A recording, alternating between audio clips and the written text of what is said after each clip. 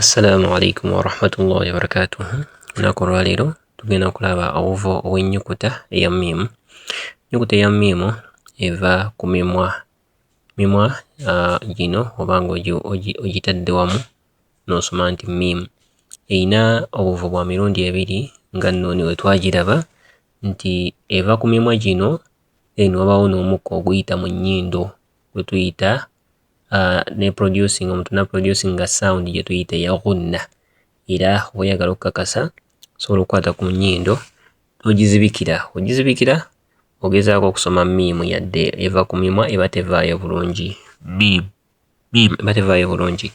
So kati ekozesa obuvo bwa mirundi ebiri mu nnyindo n'ekola kye tuyita gunna oba ghunna, then ne ku mimwa. Emimwa tolina giwumba ng'ogizza munda nedda, wabula just emimwa olina gigatta bugasi.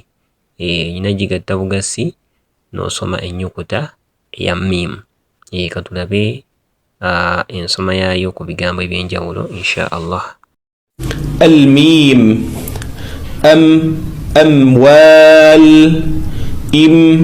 إملاق أمنيته مثلا منها مهتد مالك ميثاق موسى.